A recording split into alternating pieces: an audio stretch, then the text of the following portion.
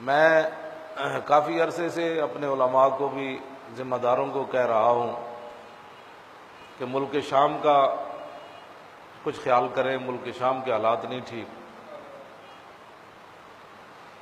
میرے آقا و مولا صلی اللہ علیہ وسلم نے ایک دن فرمایا کہ میری امت کے حالات ایسے ہو جائیں گے، پھر ایسے ہو جائیں گے، پھر لوگ جہاں سے ادھر بھاگیں گے، پھر اس شہر میں بھاگیں گے، پھر اس ملک میں بھاگیں گے، پھر لوگوں کو پناہ نہیں ملے گی، پھر لوگ پناہ لینے کے لیے عراق کی طرف دوڑیں گے۔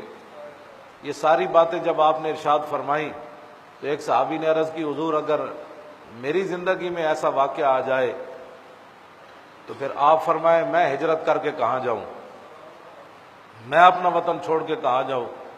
تو حضور نے فرمایا کہ تم ملک شام چلے جانا۔ صحابی نے عرض کی جی وجہ؟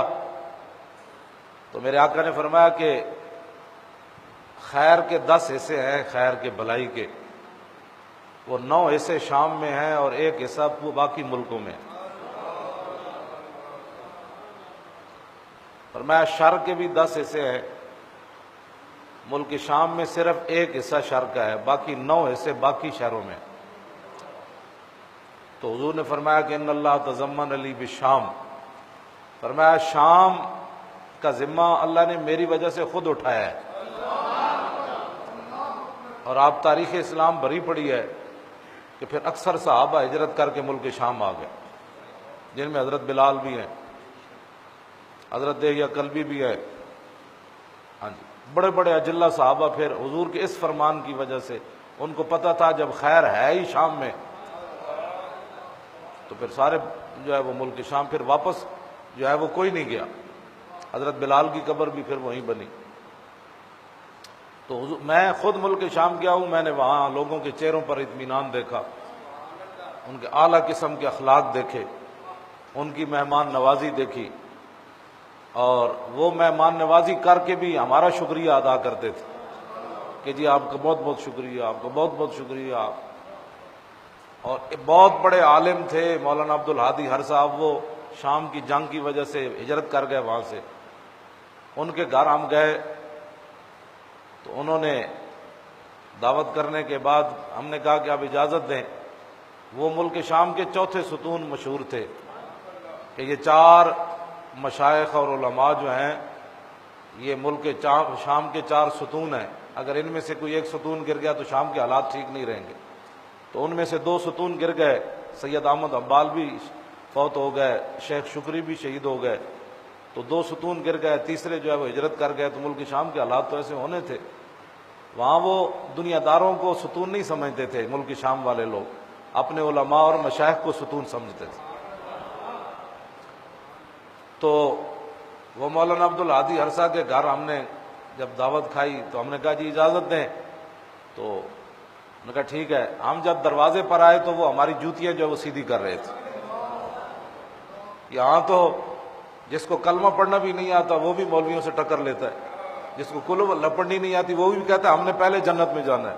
اتنا بڑا عالم جو ملک کا ستون تھا، اور وہ ہمارے ہم مہمانی، وہ سمجھ کہتے ہیں حضور نے جو فرمایا کہ من کان یؤمن باللہ والیوم الآخر فلیکرم ضیفہ، حضور نے فرمایا جو اللہ اور قیامت پر ایمان رکھتا ہے وہ اپنے مہمان کی عزت کرے۔